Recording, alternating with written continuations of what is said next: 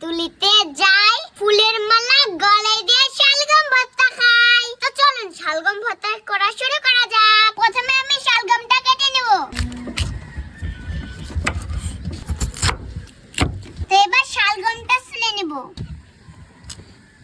শালগমটা আমি ছুলে নিচ্ছি।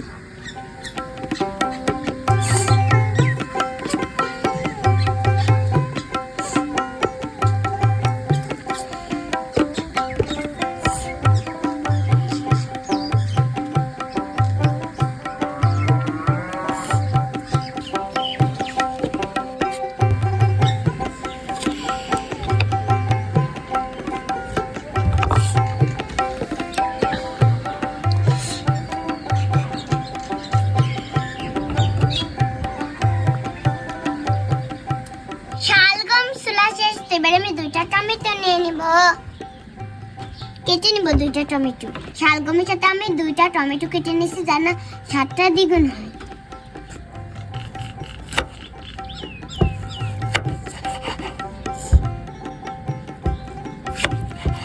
এই যে দেখুন কি সুন্দর।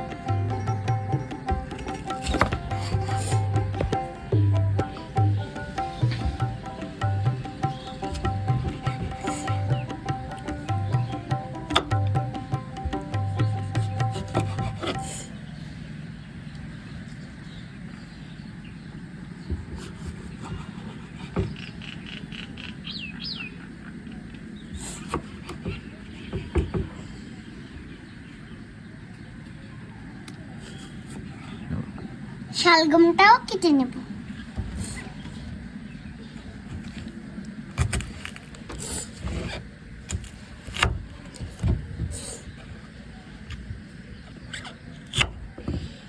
ঠিক এরকম করে কেটে নেব।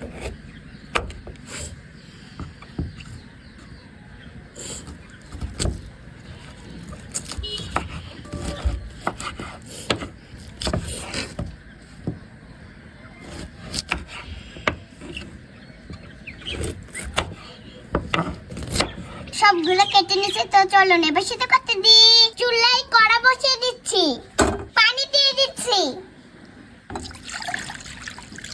শালগম ও টমেটো দিয়ে দিচ্ছি।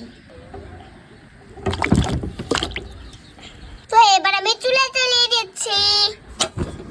এবার সিদ্ধ হওয়া পর্যন্ত অপেক্ষা করব।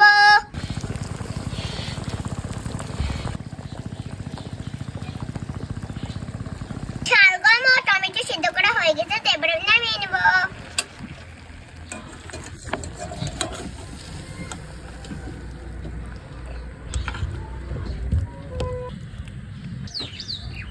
টমেটোর উপরে চোচাটা তুলে নিব।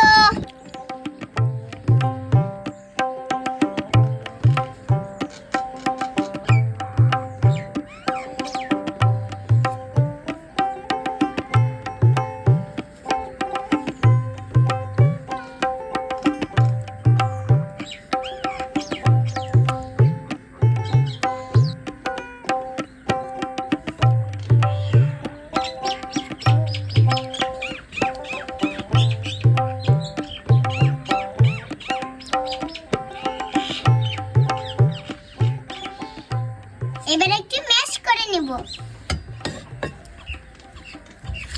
এই যে দেখুন কি সুন্দর ম্যাশ করা হয়ে গেছে। তো চলেন এবার ভর্তা করা যাক। চুলায় কড়া বসিয়ে দিচ্ছি,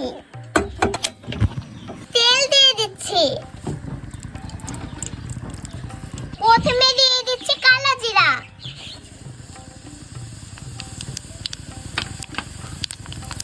তারপরে দিয়ে দিচ্ছি পেঁয়াজ কুচি,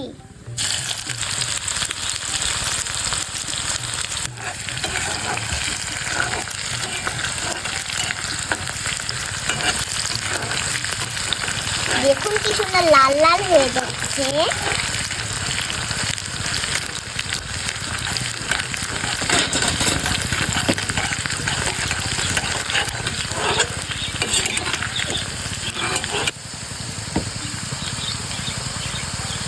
এবার শালগম ও টমেটো দিয়ে দিচ্ছি, সুন্দর মতো নেড়ে নিচ্ছি।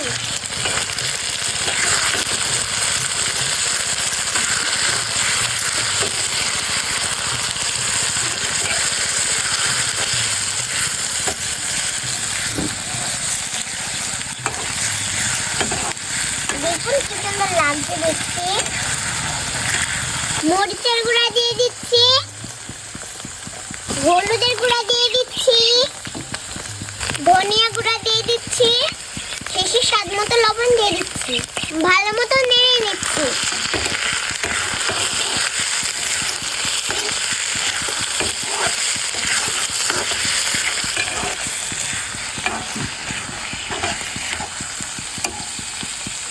আপনারাও বাসায় ট্রাই করবেন, দেখবেন অনেক মজা খেতে হবে। শালগম ভর্তা কখনো কি খাওয়াইছে আপনাদের? কমেন্ট করে জানাবেন।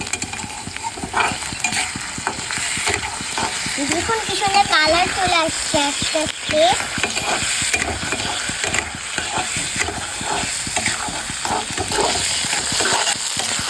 দেখুন নাড়তে নাড়তে কতটুক হয়ে গেল। এবার ধনিয়া পাতা দিয়ে দিব, যেন ফ্লেভারটা ভালো আসে। আবারও সুন্দর মতো নেড়ে নেব।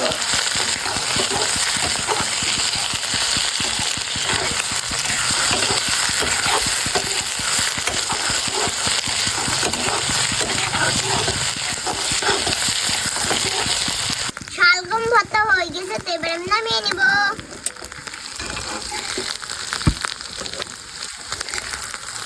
এইটা কিন্তু সুন্দর।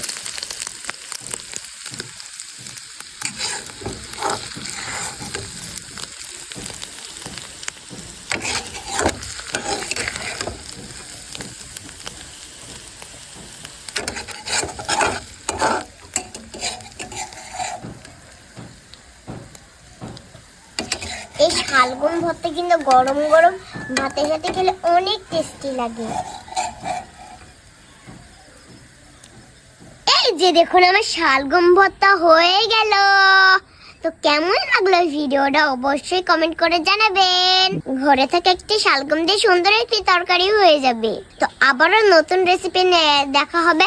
সেই পর্যন্ত সবাই ভালো থাকবেন, সুস্থ থাকবেন। আল্লাহ হাফেজ, টাটা।